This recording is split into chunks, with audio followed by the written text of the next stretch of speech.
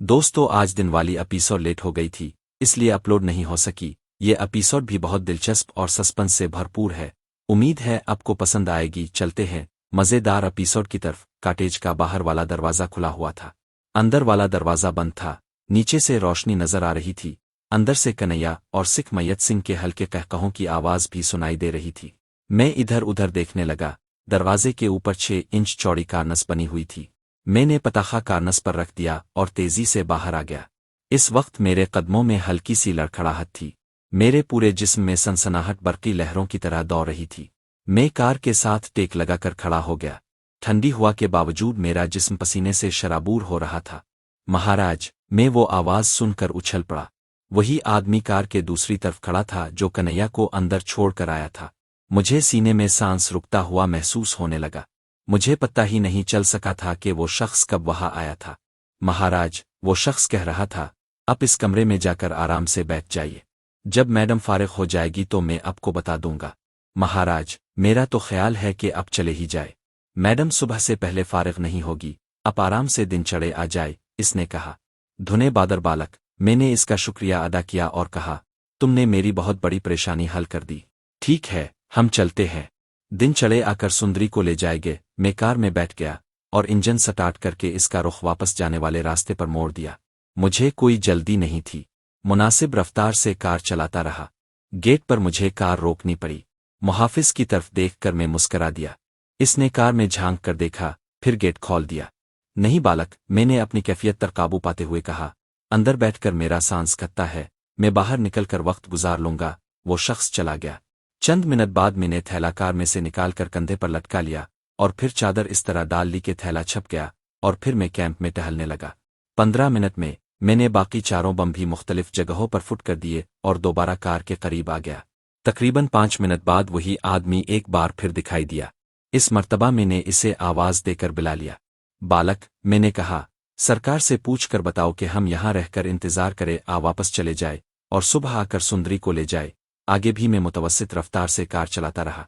पहाड़ियों से निकलकर मैंने कार डीलवारा रोड पर मोड़ दी और तकरीबन 1 मील का फासला तय किया था कि पहला धमाका सुनाई दिया। फासला अगरचे 4 मील से कम नहीं था, मगर आवाज़ भारी थी कि धमाका जोरदार था। मैंने कार की रफ्तार बढ़ा दी और फिर एक के बाद दीगरे धमाके सुनाई देते रहे। इसके साथ ही मेरे होंठों पर मुस्कुराहट गहरी होती चली गई। कार शहर के बाहर एक वीरान सड़क पर छोड़कर मैं पैदल भी एक तरफ तेज तेज चलने लगा। कांवरी के आश्रम तक पहुंचने में मुझे आधे घंटे से ज्यादा नहीं लगा था। पूजा ने मेरी आवाज़ सुनकर दरवाज़ा तो खोल दिया था, लेकिन मेरी शक्ल देखते ही इसके मुंह से हल्की सी चीख निकल गई और फिर इसे यकीन करना ही पड़ा कि मैं गलत आदमी नहीं हूं। कांवरी आश्रम में नहीं थी। रामलाल ने मुझे पहले ही बता दिया था कि वो जेपू गई हुई है। मैं जो कुछ भी करके आया था, इससे मेरे असाब में अभी तक कशीदगी थी। पूजा, तुम मेरे लिए चाय बनाओ, मैं अपना हुलिया बदल कर आता हूं, मैं कहते हुए तहखाने वाले दरवाजे की तरफ बढ़ गया। कोई बड़ा उनफरारहत कीव है क्या? पूजा ने पूछा। हाँ, बहुत बड़ा, मैंने जवाब दिया। तहखाने में आते ही मैं बाथरूम में घुस गया। सबसे पहले मैंने रेजर से अपने गंजे सर पर वो चोटी साफ की जो खास मकसद से रखी थी। फिर दाढ़ी और मूंछें साफ कर रहा था कि पूजा चाय लेकर आ गई। दाढ़ी मूंछें साफ करने के बाद मैंने अलमारी से कांवरी के पत्ती की एक पेंट शर्ट निकाली और साइड पर रख दी। पूजा की मौजूदगी की परवाह किए बगैर धोती उतार कर पेंट शर्ट पहनने लगा और मैंने पूजा की परवाह किए बगैर धोती उतार कर साइड पर रख दी और बेड पर पूजा के साथ बैठकर चाय पीने लगा। चाय के दौरान मैं पूजा से एक बार फिर कांवरी के बारे में खोद कर पूछता रहा। पूजा ने मेरे साथ जड़कर बैठकर बातें करते हुए बताया। सारी रात ना वो सोई थी और ना मैं। सुबह अच्छे बच्चे के करीब पूजा एक बार फिर चाय बनाकर ले आई। चाय पीते हुए हम एक बार फिर कांवरी के बारे में बातें करने लगे। मैं बार बार कह रही हूं कि वो जहरीली नागन है, पूजा कह रही थी। इसके पत्ती को मनीलाल ने नहीं बल्कि कांवरी ने कत्ल किया था। किया, मैं उछल पड़ा। मैं भुलाए नहीं बोलती हूं बाबू, पूजा ने जवाब दिया। तुम इसकी असलियत जान लोगे तो तुम्हें अंदाजा हो जाएगा कि वो कितनी जहरीली है। 1 मिनट में तुम्हें सबूत दे सकती हूँ, मेरे साथ आओ। मैं पूजा के साथ अपने कमरे से निकलकर दूसरे कमरे के सामने आ गया जिसके दरवाजे पर मैंने हमेशा ताला देखा था। ये ताला तोड़ दो, तुम्हें हर चीज इस कमरे में मिल जाएगी, पूजा ने कहा। ताला खासा मजबूत था। इसे तोड़ने में मुझे खासी दुश्वारी पेश आई थी। इस मोटे से ताले के अलावा दरवाजे का अंदरूनी कुफुल भी तोड़ना पड़ा था। मैं और पूजा दरवाज़ा खोलकर अंदर दाखिल हो गए। मेरी आंखें हैरत से फैलती चली गईं। ये कमरा दफ्तर के तौर पर आरास्ता था। शीशे के स्लाइडिंग दरवाजों वाले शेल्फोहे में किताबें रखी हुई थीं। एक शेल्फ में वसी दायरा अमल वाला ट्रांसमीटर भी रखा हुआ था जो ऑन था। मेज़ की दराजें मुकफ्फल थीं। मैंने ताले तोड़ दिए और उनमें रखी हुई फाइलें निकाल निकाल कर देखने लगा। मैं जैसे जैसे फाइलें देखता जा रहा था, मेरे जिस्म में सनसनाहट बढ़ती जा रही थी। कांवरी को सामने देखकर मेरे रूंगटे खड़े हो गए थे। कंपटियां सो लग उठीं। वो औरत नहीं, मौत का फरिश्ता लग रही थी। इसके जबड़े भयंचे हुए थे और चेहरे पर बेपनाह सफ़ाकी थी। यही वो हसीन औरत थी जो मेरा दिल बहलाने के लिए मेरे बिस्तर की ज़ीनत बनी रही थी, जिसने मनी लाल जैसे बेहद जहरीले नाग से बचाने के लिए मुझे अपने आश्रम में पनाह दी थी और इसे मौत के घाट उतारने के लिए इसके कई राज मुझे बताए थे। हालांकि वो अच्छी तरह जानती थी कि अगर मनीलाल को पाका शुबा भी हो गया तो इसे भी मौत के घाट उतार दिया जाएगा। इसने हर खतरा मोल लेकर मुझे मनीलाल की नज़रों से बचाए रखा था और अब खुद मुझ पर राइफल ताने खड़ी थी। मेरी जान की दुश्मन हो रही थी और इसकी वजह भी सामने थी। मेरे जिस्म में सनसनाहट की लहरें सी फैलती जा रही थी। पूजा की हर बात की तस्दीक हो रही थी। कांवरी भाती इंटेलिजेंस रा की डिप्टी डायरेक्टर थी। मेरा दिमाग सुन होने लगा। मैं जैसे जैसे फाइलें देखता रहा, मेरे जिस्म में सनसनाहट बढ़ती जा रही थी। पूजा भी मेज़ की दराजों की तलाशी ले रही थी और फिर कमरे के बाहर हल्की सी आहट सुनकर मैं चौंक गया। मैंने सर उठाकर देखा और इसके साथ ही मेरा दिल उछलकर हल्क में आ गया। कांवरी दरवाजे में खड़ी थी। इसके हाथों में काराकोफ राइफल थी जिसका रुख मेरी तरफ था। इसका राज जान गया था, इसकी असलियत से वाकिफ हो गया था। ऐसी सूरत में मुझे क्यों कर जिंदा छोड़ सकती थी तुम? मैं हकला कर रह गया। मेरे हाथ में पकड़ी हुई फाइल नीचे गिर गई। हाँ, मैं कांवरी जख्मी नागन की तरह फेंकारी। अच्छा हुआ मैं वक्त पर पहुंच गई, वरना तुम ये सारे राज लेकर यहां से निकल गए होते। मगर तुम तो जयपुर गई हुई थीं, मैंने अपनी कैफियत पर काबू पाने की कोशिश करते हुए कहा। हाँ, मैं जयपुर ही में थी। कांवरी की आवाज़ अब भी नागन की फुनकार से मुशाबे थी। मुझे रात 2 बजे टेलीफोन पर रामलाल से कैंप की तबाही की इत्तला मिली थी और मैं इसके थोड़ी ही देर बाद वहां के लिए रवाना हो गई थी। अकेले रात को इतना तवील फासला तय करना खतरे से खाली नहीं था, मगर मैं इस सूरत हाल में किसी भी खतरे को खातिर में लाने को तैयार नहीं थी, क्योंकि रामलाल ने मुझे ये भी बता दिया था कि कल दिन में तुम इससे मिले थे और तुम सिख मैयत को कत्ल करने का प्रोग्राम बना रहे थे। इसके कैंप की तबाही का सुनते ही मैं समझ गई थी कि ये तुम्हारे अलावा किसी और का काम नहीं हो सकता। वो एक बार फिर खामोश हो गई। इसकी नज़रें मेरे चेहरे पर मरकूज थी और वो बात जारी रखते हुए कह रही थी, अगर मामला सिख मैयत सिंह के कत्ल तक महदूद होता तो कोई बात नहीं थी। मुझे खुशी होती कि एक और कांटा मेरे रास्ते से निकल गया, मगर कैंप की तबाही, मैं तो इसका तसव्वुर भी नहीं कर सकती थी। ज़ाती दुश्मनी में कौमी मुफाद को नुकसान पहुंचाने का तसव्वुर मैंने कभी नहीं किया। इस कैंप पर हमारे करोड़ों रुपए खर्च हुए थे और हमारी कौमी सलामती के कई मंसूबे थे, लेकिन तुमने कैंप को तबाह करके हमें जो नुकसान पहुंचाया है वो नाकाबिले तलाफी है। इसे बहाल करने में बरसों लग जाएंगे, मगर हो सकता है मनीलाल से इंतकाम की आग में सुलगते हुए मैं तुम्हारी इस ज्यादती को बर्दाश्त कर जाती। मनीलाल को नाअहली करार देकर इसकी जिम्मेदारी भी इस पर डाल दी जाती, लेकिन ये सब। इसने मेज़ पर बिखरी हुई फाइलों की तरफ देखा। तुम मेरे हर राज से वाकिफ हो चुके हो, मेरी असलियत जान गए हो, इसलिए अब तुम इस तहखाने से जिंदा नहीं निकल सकोगे। और ये किताब, वो पूजा की तरफ देख कर गुर्राई, मेरे टुकड़ों पर पलने वाली आज मेरी सबसे बड़ी दुश्मन बन गई है। इसने तुम्हें सब कुछ बता दिया होगा। इसको तो मैं ऐसी सजा दूंगी कि ना ये जी सकेगी और ना मर सकेगी। वो एक बार फिर मेरी तरफ मुतवज्जे हो गई। मैंने तुम पर एतमाद किया, तुम्हें इस कैंप के बारे में हर बात बताई, तुम्हें कैंप के अंदर जाने का मौका फराहम किया, मगर तुम गद्दार निकले। गद्दार नहीं, मैं अपने वतन का वफादार हूँ, मैंने जवाब दिया। इस वक्त तक मैं अपनी कैफियत पर बड़ी हद तक काबू पा चुका था। मैं जराइम पेशा जरूर हूँ, लेकिन अपने वतन का गद्दार नहीं। मैं दुनिया के किसी भी कोने में कैसे भी संगीन हालात में रहूं, मेरे वतन की मोहब्बत मेरे दिल में जिंदा रहेगी। ये सब कुछ जानने के बाद मैं कैसे बर्दाश्त कर सकता था कि यहाँ मेरे बेगुनाह हम वतनों की तबाही और मुल्क की सलामती के खिलाफ खतरनाक साजिशें होती रहे और मैं आंखें बंद कर लूं। और तुमने मुझे सब कुछ इसलिए नहीं बताया था कि तुम्हें मुझ पर एतमाद था। ये तो एक चारा था जो तुमने मेरे सामने डाला था।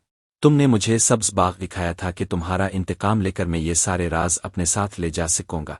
नहीं कांवरी, तुम्हारा असल मंसूबा तो ये था कि मैं जैसे ही मनीलाल को खत्म करता, तुम लोग मुझे भी ठिकाने लगा देते। मैं कोई बुच्चा तो हूं नहीं जो तुम्हारी चाल में आ जाता। मैं तो मुनासिब वक्त और मौका का इंतजार कर रहा था, और इत्तिफाकना इस दौरान तुम्हारे बारे में कुछ ऐसी बातें भी मालूम हो गईं जिन पर मुझे यकीन नहीं आता था। मगर अब ये सब कुछ देखकर यकीन हो गया है कि जो कुछ सुना था वो सच था और तुम ये बचकर यहाँ से नहीं जा सकोगे। कांवरी फेंकारी, मैं अपने हाथों से इस तहखाने में तुम्हारी कब्र बना दूंगी। और ये वो पूजा को घूरने लगी। ये तो जिंदगी के आखिरी लम्हे तक अपना अंजाम देखती रहेगी। कांवरी की उंगली कलाशन के टगर पर पहुंच गई। इसका रुख मेरे सीने की तरफ था। मैं इधर उधर देखने लगा। मैं इस वक्त मेज के पीछे खड़ा था और ऐसा कोई मौका नहीं था कि मेज पर से कूदकर इस पर छलांग लगा देता। वो मुझे अपने करीब पहुंचने से पहले ही गोलियों से छलनी कर देती। इस दौरान मैं इसके बारे में एक और राय कायम कर चुका था कि वो अकेली थी। अगर इसके साथ कोई और होता तो अब तक वो भी सामने आ चुका होता। कांवरी ने खुद ही बताया था कि इसे रात 2 बजे के बाद रामलाल से टेलीफोन पर कैंप की तबाही की इत्तला मिली थी और इसके थोड़ी देर बाद वो अकेली ही यहाँ के लिए रवाना हुई थी। जयपुर से माउंट अबू तक तकरीबन 4 घंटों का फासला था जो इसने बगैर कहीं रुके तय किया था।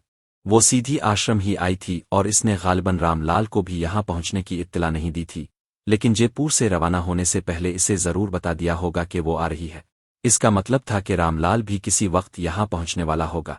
इस वक्त तो फी अलहाल वो अकेली थी, लेकिन मैं इसके अकेले होने का कोई फायदा नहीं उठा सकता था। इसकी गिन मेरी जिंदगी का खात्मा कर सकती थी और मैं इस तरह एक औरत के हाथों बेबसी की मौत नहीं मरना चाहता था। मुझे कुछ करना था। मेरा ज़हन बड़ी तेजी से काम कर रहा था, मगर कोई बात समझ नहीं आ रही थी। जिंदगी के उन आखिरी लम्हों में भी मैं मायूस नहीं था और फिर कुदरत ने मुझे एक मौका फराहम कर दिया। मेरे दाएं तरफ पूजा खड़ी थी। इसके और मेरे दरमियान 4 फुट का फासला था।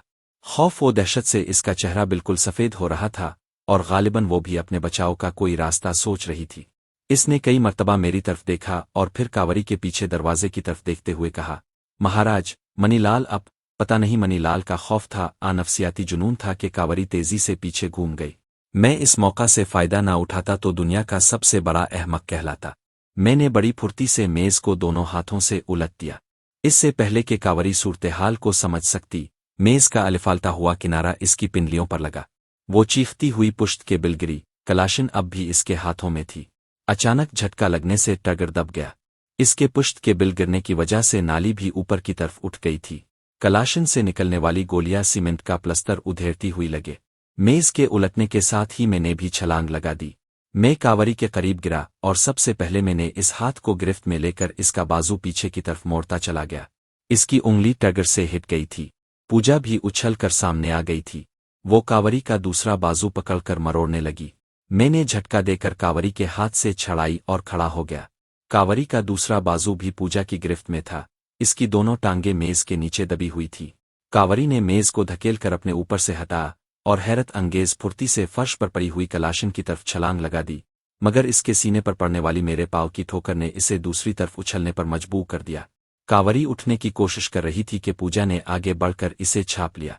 इसने सर को 1-2 झटके दिए और फिर संभल गई। वो तरबियत याफ्ता थी, तकलीफ बर्दाश्त करना भी जानती थी। वो पलट कर पूजा पर झपटी। दोनों एक दूसरे से गुत्थम गुथा हो गईं। दोनों के बाल एक दूसरे की मुट्ठियों में थे और दोनों बिल्लियों की तरह लड़ रही थीं। कांवरी को बहरहाल लड़ाई भिड़ाई में भी महारत हासिल थी, लेकिन पूजा इसके मुकाबले में ज्यादा सेहतमंद और ताकतवर थी। वो इसे बुरी तरह रगड़ रही थी। उन दोनों की साड़ियां जिस्मों से अलग हो चुकी थीं। मैं एक शरीफ आदमी की तरह दौड़ खड़ा उनकी ये सनसनीखेज और दिलचस्प लड़ाई देखता रहा। एक बात मैंने खास तौर पर नोट की थी कि पूजा खुराते हुए ऐसी ऐसी गालियां बिक रही थी जो मेरे ख्याल में मर्दों की जुबान पर भी नहीं आती होंगी। ये लड़ाई खासी दिलचस्प थी और इसे देखकर देर तक महजूज हुआ जा सकता था, लेकिन मेरे पास ज्यादा वक्त नहीं था। ये अंदेशा बहरहाल था कि रामलाल यहाँ ना पहुँच जाए। पूजा ने कांवरी को दीवार के साथ भींच दिया। कांवरी का सर दीवार के साथ टकराया तो वो चीख उठी। पूजा आगे बढ़ी तो मैंने इसे रोक दिया। बस पूजा, बहुत हो चुकी, मैंने कहा। हम ज्यादा देर यहाँ नहीं रुक सकते। अगर कोई आ गया तो लेने के देने पड़ जाएंगे। रुकते रुकते भी पूजा ने इसके सीने पर एक जोरदार ठोकर मार दी। कांवरी एक बार फिर बुलबुला उठी। मार दो, खत्म कर दो इसे, पूजा चीखी। अगर ये जिंदा बच गई तो हमें दुनिया के किसी कोने में पनाह नहीं मिलेगी। और फिर अचानक ही इसने हपटा मारकर मेरे हाथ से नाली छीन ली। इससे पहले कि मैं कुछ कर सकता, पूजा ने कांवरी के सामने खड़े होकर दबा दिया। तह खाना गूंज उठा। पूजा ने नाली मेरी तरफ उछाल दी जिसे मैंने एक हाथ से पकड़ लिया। पूजा तेजी से बेडरूम में घुस गई। मैं कांवरी के दफ्तर वाले कमरे में आ गया और जमीन पर बिखरी हुई फाइलों में वो फाइल तलाश करने लगा जिसमें पाकिस्तान में एजेंटों के नाम और पते मौजूद थे। फाइल तलाश करके मैंने कमीज के अंदर पेंट में ठूंस ली और बेडरूम में आ गया। पूजा बाथरूम से निकल रही थी। इसकी नाक से खूब बहना रुक गया था। मुंह हाथ धोकर इसने बाल भी दुरुस्त कर लिए थे। इसने कांवरी की अलमारी खोलकर कांवरी की एक निकाली और मेरी मौजूदगी की परवाह किए बगैर पहनने लगी। फिर वो साड़ी लपेटने लगी। मैं अपनी जगह पर खड़ा इसकी तरफ देखता रहा। साड़ी पहनकर पूजा ने मेरी तरफ मुस्करा कर देखा और फिर ड्रेसिंग टेबल से काजल की डिबिया उठाकर छूटी उंगली से मेरी भनवों पर काजल लगा दिया। मैंने आईने में देखा तो मंधी हुई भनवों का मसला तो हल हो गया था, लेकिन गंजा सर देखकर मुझे अचानक ही कुछ याद आ गया। मैंने कांवरी के पत्ती राहुल के कपड़ों वाली अलमारी खोली। इसमें 2-3 मुख्तलिफ रंगों की गोल्फ कैप रखी हुई थी। मैंने ब्राउन रंग की कैप उठाकर सर पर जमा ली और पूजा की तरफ देखकर आंख मारी। पूजा भी मुस्करा दी। हम बहुत मोहतात अंदाज में तहखाने से बाहर आए थे। मैंने इत्मीनान का सांस लिया। इस वक्त सूरज निकल आया था। वो नर्म रूपीली धूप फैल रही थी। हम दोनों गेट की तरफ लपके। पूजा ने छोटा दरवाज़ा खोलकर बाहर झांका और मुझे इशारा कर दिया। कांवरी की लैंड क्रूज़र बाहर खड़ी थी। इसका ड्राइविंग साइड वाला दरवाज़ा भी खुला हुआ था। इससे अंदाज़ा किया जा सकता था कि कांवरी बड़ी उजलत में अंदर गई थी। गाड़ी में पानी भी मौजूद था। पूजा पैसेंजर सीट पर बैठ गई। मैंने ड्राइविंग सीट पर बैठकर इंजन स्टार्ट कर दिया। अगरचे अभी सुबह ही का वक्त था, मगर रात को पहाड़ियों में वाक़े कैंप में होने वाले धमाकों की बड़ी अफरा-तफरी नजर आ रही थी। कई लोग मोटरसाइकिलों और गाड़ियों पर डीलवारा रोड की तरफ जा रहे थे। कई लोग गालिबन ये मालूम करना चाहते थे कि पहाड़ियों में धमाके कहाँ और क्यों हुए हैं। पुलिस भी बड़ी गर्म नजर आ रही थी। मनीलाल के आदमी भी उधर उधर भागे फिर रहे थे। मैं गाड़ी को मुख्तलिफ सड़कों पर बगता रहा। कहाँ जा रहे हो? पूजा ने पूछा। किसी महफूज जगह पर, मैंने जवाब दिया। और जाहिर है मेरे पास उछल शवार मंदिर वाले बंगले के सवा और कौन सी महफूज जगह हो सकती है। गाड़ी को आगे बाईं तरफ मोड़ लो, पूजा ने कहा। मेरे पास भी एक महफूज जगह है। हम चंद दिन वहां आराम से रह सकते हैं। मैंने फैसला करने में ज्यादा देर नहीं लगाई और गाड़ी इस तरफ मोड़ दी जिस तरफ पूजा ने इशारा किया था। अभी गालिबन 7 ही बजे थे। इक्का दुक्का दुकानें ही खिली थीं।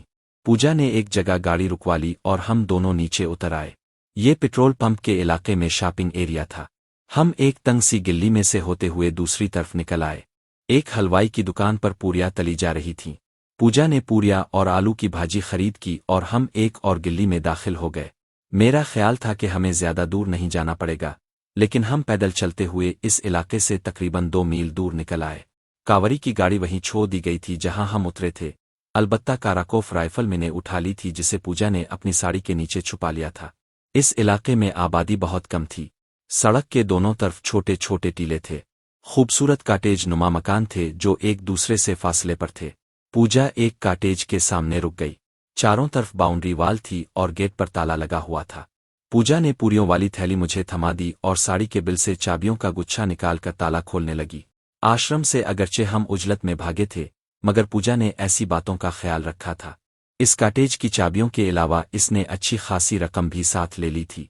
कंपाउंड में अगरचे एक छोटा सा लान बना हुआ था, लेकिन मुनासिब देखभाल न होने की वजह से घास बेतरतीबी से फैली हुई थी और खुदरो झाड़ियां भी बकसरत नजर आ रही थी। 3 कमरों पर मुश्तमिल काटेज बड़ा खूबसूरत था। इसमें आसाइश की हर चीज मौजूद थी। एक फ्रिज भी मौजूद था जिसमें जरूरत की चीजें भरी हुई थीं। रसोई के साथ छोटे से स्टोर में भरे हुए राशन की मिकदार इतनी थी कि 2 आदमी कम अज कम 1 महीने तक आराम से गुजारा कर सकते थे। काटेज की अक्की दीवार एक टीले से मिली हुई थी। इस तरफ से निकलकर पहाड़ियों की तरफ कहीं भी जाया जा सकता था। मैंने घूम फिर कर काटेज का अच्छी तरह जायजा ले लिया। ये जगह हर लिहाज से महफूज थी। यहाँ जो इंतजामात थे उन्हें देखकर अंदाजा होता था कि पूजा ने पहले ही से यहाँ आने की तैयारी कर रखी थी। लेकिन मेरे लिए हैरत की बात यह थी कि पूजा का यक कांवरी के खिलाफ क्यों हो गई थी। कई रोज पहले जब इसने पहली मर्तबा अपने आप को मेरे सामने घेर कर दिया था तो इस वक्त इसने कांवरी के खिलाफ कुछ बातें की थी। इस वक्त मैं यही समझा था कि ऐसी बातें दूर काबुत की वजह से कर रही है। वो मेरे और कांवरी के ताल्लुकात से वाकिफ हो चुकी थी और वो भी चाहती थी कि मैं इस पर ज्यादा तवज्जो दूं, इसीलिए इसने कांवरी के खिलाफ बातें की थी। लेकिन कल रात जो कुछ भी हुआ था वो मेरे लिए हैरत अंगेज था। इसने न सिर्फ कांवरी के सारे राज फाश कर दिए थे, बल्कि निहायत बेरहमी से इसका काम कर दिया था। इससे पहले लड़ाई से भी यही लगता था कि वो कांवरी से किसी पुरानी दुश्मनी का बदला ले रही हो। मैं जिस कमरे में बैठा हुआ था वो बैठक के तौर पर इस्तेमाल होता था। फर्श पर प्लास्टिक मैट बिछा हुआ था। रिगुजीन का एक पुराना सा सोफा सीट था। 4 कुर्सियां थी और दरमियान में सफ़ेद फार्मिका के टाप वाली काफ़ी टेबल पड़ी हुई थी। मैं अभी ये सब कुछ सोच ही रहा था कि पूजा ने तेल की एक थाली में नाश्ता लेकर आ गई, वहीं से खरीदी हुई पूरियां और आलू की भाजी। नाश्ते के बाद पूजा ने चाय भी बनाकर ले आई। पूजा मेरे सामने दूसरी कुर्सी पर बैठी हुई थी। इसने कॉटेज में दाखिल होते ही कांवरी वाली साड़ी उतार फेंकी थी, क्योंकि हमारे पास और कोई कपड़ा तो था नहीं और न यहाँ कोई दूसरा था। गर्म गर्म चाय की चुस्कियां लेते हुए मेरी नज़रें बार बार इसकी तरफ उठ रही थीं। एक बात पूछूं पूजा, मैंने नज़रें इसके चेहरे पर जमाते हुए कहा। तुम कांवरी के साथ कई साल से रह रही थीं। वो तुम्हारी मोहसिना थी, तुम इसे माताजी कहती थी, फिर का यक इससे इतनी नफरत क्यों? मोहसिना? माताजी? पूजा के मुंह से गहरा सांस निकल गया। मेरे मन में ये नफरत अचानक ही नहीं उभरी। ये लावा तो बहुत अरसा से अंदर ही अंदर खौल रहा था। इसे कभी ना कभी तो फटना ही था। तफसील से कुछ बताओगी? मैंने इसके चेहरे से नजरें हटाए बगैर कहा। मुझे इस बात पर भी हैरत हो रही थी कि इस वक्त वो बड़ी साफ उर्दू बोल रही थी। ये तकरीबन 5 साल पहले की बात है। पूजा ने गहरा सांस लेते हुए कहना शुरू किया। मैं ग्रेजुएट हूँ, राजगढ़ की रहने वाली हूँ। ये हरियाणा की सरहद के करीब एक छोटा सा खूबसूरत शहर है। मेरा ताल्लुक एक गरीब घराने से है। माँ बाप ने ये सोच कर किसी न किसी तरह पढ़ा दिया था कि माँ बाप के बुढ़ापे का सहारा बनूंगी। कोई और औलाद न होने की वजह से मैं ही उनकी उम्मीदों का मरकज थी। लेकिन ग्रेजुएशन करने के बाद जब मैंने अमली जिंदगी में कदम रखा तो बहुत जल्द पता चल गया कि दुनिया इतनी हसीन नहीं जितनी नजर आती है।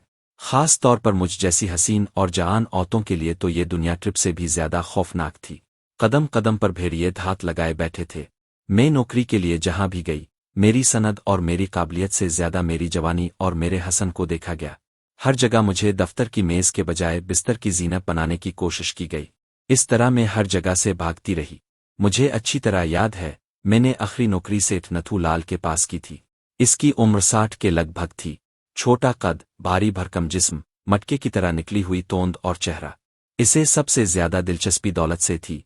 वो हर तरफ से दौलत समेट रहा था। मुझे इसके दफ्तर में काम करते हुए 2 महीने हो गए थे और मुझे ऐसी कोई बात नजर नहीं आई थी जिससे मुझे किसी किस्म का खौफ महसूस होता। फिर वो दिन भी आ गया जिसकी मैं कम से कम सेठ नथू लाल जैसे आदमी से तवक्को नहीं कर सकती थी। मैं सेठ नथू लाल ही के कमरे में बैठी हुई थी। इस रोज काम करते हुए अचानक ही सेठ की तबीयत खराब हो गई। इसने हुक्म दिया कि मैं तमाम खाते उठाकर इसके साथ चिल्लो, घर बैठकर काम करेंगे। मुझे सेठ नथू लाल से किसी किस्म का खतरा नहीं था। मैं बेधड़क इसके घर चली आई। बहुत बड़ा आलीशान बंगला था जहां वो 2 नौकरों के साथ अकेला ही रहता था। एक उधेड़ उम्र आदमी था और एक बूढ़ी औरत, तीसरा ड्राइवर था। ड्राइवर को घर के अंदर दाखिल होने की इजाजत नहीं थी। सेठ नथू लाल मुझे ऊपर वाले एक कमरे में ले गया। ये बहुत शानदार बेडरूम था। सेठ बेड पर लेट गया और मैंने अपने खाते काफी टेबल पर फैला लिए। काम के दौरान मैं सेठ से कुछ बातें पूछती भी रही। तकरीबन 1 घंटे बाद सेठ नथू लाल उठकर कमरे से बाहर चला गया। वापस आया तो इसके हाथ में शरबत का गिलास था जो इसने मेरे सामने रख दिया। मुझे नदामत भी हुई कि सेठ मेरे लिए खुद शरबत लेकर आया था। वो नौकरानी नौकर से भी मंगवा सकता था। शरबत पीने के थोड़ी देर बाद जैसे दिमाग पर बोझ सा महसूस होने लगा। सर में अचानक ही दर्द शुरू हो गया था और गुनूदगी तारी होने लगी। मेरी आंखें बंद हो रही थीं। मैं बार बार सर झटकती रही मगर कोई खातिर खा नतीजा नहीं निकला। गुनूदगी बढ़ती रही। इस वक्त मेरे जहन में ख्याल भी नहीं आया था कि मेरी ये कैफियत शरबत की वजह से हो रही है। मैंने काम छोड़कर कुर्सी की पुश्त से टेक लगा ली और फिर मुझे कुछ होश नहीं रहा। पूजा चंद लम्हों को खामोश होकर मेरी तरफ देखती रही, फिर मेरी तरफ देखते हुए कहने लगी। मुझे होश आ तो मैं बिस्तर पर पई हुई थी। इस वक्त भी मेरा सर बोझल हो रहा था और फिर ये सनसनीखेज इंकिशाफ हुआ कि मेरे जिस्म पर लिबास नाम की कोई चीज नहीं। मैं एक झटके से उठकर बैठ गई। मैंने सर को झटके देते हुए सेठ नथू लाल की तरफ देखा जो एक कुर्सी पर बैठा हाँप रहा था। मेरा दिल चाहा कि मैं सेठ नथू लाल का गला घूंट दूं और इस इरादे से मैं उठी भी, मगर सेठ ने करीब ही रखा हुआ हथियार उठा लिया और मुझे धमकी दी कि अगर मैंने शोर मचाया यहाँ से जाने के बाद इसके खिलाफ जुबान खोली तो वो मुझे चोरी के इल्जाम में पुलिस के हवाले कर देगा और पुलिस मेरा वो हश्र करेगी कि मैं जिंदगी भर याद रखूंगी। सेठ नथू लाल बरहमन था, हिंदुओं की सबसे ऊंची जात। ये दूसरी जातों को खातिर में नहीं लाते। हम जैसे लोगों को तो मलीच समझते हैं और करीब भी नहीं फटकने देते, लेकिन जब हवस की आग भड़क रही हो तो ये भूल जाते हैं कि कौन मलीच है और कौन बरहमन। बहरहाल वो मेरा कुछ नहीं बिगाड़ सका था। मुझे कराहत और घनसी महसूस हो रही थी। मैं उठकर लड़खड़ाते हुई बाथरूम में घुस गई। خود کو اچھے سے صاف کیا اور کپڑے پہنے اور میز پر پڑا ہوا اپنا پرس اٹھا کر کچھ کہے بغیر کمرے سے باہر نکل گئی۔ میرا دماغ گھوم رہا تھا اور پورے جسم میں سنسناہٹ سی ہو رہی تھی۔ دل چاہ رہا تھا کہ یہاں سے سیدھی پولیس اسٹیشن چلی جاؤ اور سیٹھ نتھو لال کے خلاف رپورٹ لکھوا دوں، لیکن پھر سیٹھ کی دھمکی یاد آ گئی۔ وہ دولت مند آدمی تھا، اس کی بات سنی جاتی، ہم غریب تھے، ہماری کون سنتا، اور پھر پولیس سے بھی بھلائی کی کوئی توقع نہیں تھی۔ رسوائی جو ہوتی وہ الگ، میرے ماں باپ بھی کسی کو منہ دکھانے کے قابل نہ رہتے، اس لیے میں نے اس سلسلے میں خاموش رہنا ہی بہتر سمجھا۔ سیٹھ نتھو لال کی کوٹھی سے کچھ دور جا کر میں ایک آٹو پر بیٹھ گئی، اور جب اپنے گھر کے قریب پہنچ کر کرایہ دینے کے لیے پرس کھولا تو اس میں 100 کے 10 کڑکڑاتے ہوئے نوٹ دیکھ کر میرے دماغ میں دھماکے سے خیالات آنے لگے۔ سیٹھ نتھو لال نے یہ رقم کسی وقت میرے پرس میں رکھ دی تھی۔ اس رات میں سو نہیں سکی، میرے دماغ میں دھماکے ہوتے رہے۔ سیٹھ نتھو لال کا چہرہ میری نظروں کے سامنے گھومتا رہا۔ اس دن کے بعد میں سیٹھ نتھو لال کے دفتر نہیں گئی۔ میں نے اماں اور ابا کو بتا دیا تھا کہ میں نے نوکری چھوڑ دی ہے۔ چند روز بعد مجھے ایک آشرم میں کام مل گیا۔ یہاں بے سہارا اور بیوہ عورتیں رہتی تھیں۔ اس آشرم کے تمام اخراجات ایک نیتا اٹھاتا تھا۔ یہاں ایک بات میں نے نوٹ کی کہ اس آشرم میں رہنے والی تمام عورتیں حسین تھیں اور کوئی بھی 40 سال سے زیادہ کی عمر کی نہیں تھی۔ اور پھر یہ بات بھی میری سمجھ میں آ گئی کہ یہاں بوڑھی بدصورت عورتیں کیوں نہیں تھیں۔ ایسی عورتوں کو یہاں لیا ہی نہیں جاتا تھا۔ وہ نیتا جو اس آشرم کا خرچ اٹھا رہا تھا، یہ آشرم دراصل اس کی شکارگاہ تھی۔ اسے اور اس کے دوستوں کو یہاں سے عورتیں سپلائی کی جاتی تھیں۔ کاوری سے میری پہلی ملاقات بھی اس آشرم میں ہوئی تھی۔ ایک مرتبہ وہ نیتا آشرم کے معائنے کے لیے آیا تو وہ بھی اس کے ساتھ تھی۔ وہ فوراً ہی مجھ سے بے تکلف ہو گئی اور مجھ سے میرے حالات کے بارے میں پوچھتی رہی۔ وہ مجھے اپنے پاس رکھنا چاہتی تھی، اور پھر چند روز بعد وہ مجھے اپنے ساتھ لے گئی۔ 2000 روپے مہینہ تنخواہ ملتی تھی، میرے تمام اخراجات بھی اس کے ذمے ہی تھے۔ تنخواہ پوری کی پوری میرے اماں ابا کو بھیج دی جاتی۔ چند مہینے جے پور میں رہنے کے بعد ہم ماؤنٹ ابو آ گئے۔ کاوری کا پتی راہول پولیس انسپکٹر تھا اور بہت اچھا آدمی تھا، اور پھر ایک رات اس نے جو میرے ساتھ کیا وہ میں کبھی نہیں بھول سکوں گی۔ وہ مجھے مرینا کلب لے گئی، مجھے اپنے مقاصد کی بھینٹ چڑھا دیا۔ وشواس نے اس رات میرے ساتھ جو کیا وہ میں بیان نہیں کر سکتی، اور پھر یہ روز کا معمول بن گیا۔ کاوری روز مجھے کسی نہ کسی مرد کے ساتھ کمرے میں بند کر دیتی، اور یہ سب وہ لوگ تھے جنہیں وہ اپنے مطلب کے لیے استعمال کرنا چاہتی تھی۔ 1 سال بعد مجھ پر یہ انکشاف ہوا کہ کاوری را کی ڈپٹی ڈائریکٹر تھی۔ اسے یہاں منی لال کی سرگرمیوں پر نگاہ رکھنے کے لیے بھیجا گیا تھا۔ منی لال را کا آدمی نہیں ہے، لیکن اسے را کی آشیرواد حاصل ہے، اور دہشت گردی کے کیمپ کا منصوبہ خفیہ طور پر اس کے سپرد کیا گیا تھا۔ وہ اگرچہ بہت اچھے طریقے سے کام کر رہا تھا، مگر وہ ضرورت سے زیادہ پھیلتا چلا گیا۔ اس نے اپنے نام کی دہشت پھیلا دی، بے گناہوں کو موت کے گھاٹ اتار دیا۔ راہول ایک ذمہ دار پولیس افسر تھا۔ اس نے 2 مرتبہ منی لال کو سلاخوں کے پیچھے بند کیا، لیکن دونوں بار اوپر سے ایسا دباؤ پا کہ اسے چھوڑنا پڑا۔ دوسری مرتبہ تو راجستھان کا چیف منسٹر اور دلی سے کئی اعلیٰ افسر یہاں آ گئے تھے۔ راہول کو پولیس کی نوکری سے نکال دیا گیا۔ راہول نے اپنے طور پر منی لال کے خلاف تحقیقات جاری رکھے۔ کیمپ والا منصوبہ بے حد خفیہ تھا، لیکن راہول اس کے بہت قریب پہنچ گیا تھا۔ اس نے بہت کچھ معلوم کر لیا تھا۔ یہاں را کے اور بھی بہت سے ایجنٹ موجود تھے جو خاص طور پر راہول پر نگاہ رکھے ہوئے تھے۔ انہوں نے اپنے ہیڈ کوارٹر کو راہول کے بارے میں رپورٹ بھیج دی، جس پر کاوری کو یہ حکم ملا کہ وہ خود بھی راہول کا بندوبست کرے۔ مجھے اچھی طرح یاد ہے، آشرم کے اس تہخانے میں کاوری نے اپنے سامنے راہول کو مروایا تھا۔ اس کے جسم پر ان گنا گھاؤ لگائے گئے تھے، اور پھر اس کو اٹھوا کر شہر کی ایک ویران سڑک پر پھینکوا دی۔ اس سے پہلے منی لال 2 آدمیوں کو اس طرح اڑا چکا تھا۔ کاوری نے اپنے پتی کے الزام بھی منی لال پر لگا دیا، لیکن زیادہ شور نہیں مچایا۔ اس کے بعد اس نے منی لال کے خلاف بھی اپنی زبان بند کر لی تھی۔ پوجا ایک بار پھر چند لمحوں کو خاموش ہو گئی۔ اس دوران وہ پلک جھپکے بغیر میرے چہرے کو تکتی رہی۔ جب خاموشی ہو گئی تو میں نے کہا، یہ تو پرانی باتیں ہو چکی ہیں، تم اس کے راز سے پہلے بھی واقف تھی، لیکن تمہارے دل میں اچانک اتنی شدید نفرت کیسے ابھر آئی؟ تمہاری وجہ سے، پوجا نے مسکراتے ہوئے جواب دیا۔ جب وہ تمہیں زخمی اور بے ہوشی کی حالت میں ویران مندر سے اٹھا کر لائی تھی تو میں سمجھ گئی تھی کہ وہ تمہاری ہمدردی بن کر تمہیں اپنے کسی مقصد کے لیے استعمال کرنا چاہتی ہے۔ تم جوان ہو، خوبرو ہو، تمہیں زخمی دیکھ کر وہ یہ بھی سمجھ گئی تھی کہ تم غالباً پولیس کے مطلوب ہو۔ تمہاری ہمدرد بن کر تمہیں دباؤ میں رکھ کر اپنے مقصد کے لیے استعمال کرے گی۔ اپنے مخصوص حلقے میں وہ جنسی بلی کے نام سے پہچانی جاتی ہے۔ اس وقت میں تو کبھی تھی کہ وہ تمہیں بھی اپنی خواہشات مٹانے کے لیے استعمال کرے گی، لیکن اگلے روز جب یہ پتا چلا کہ تم منی لال کے ہاتھوں سے بھاگے تھے اور یہ کہ تم کون ہو، تو اس نے تمہارے بارے میں اپنا پروگرام بدل دیا۔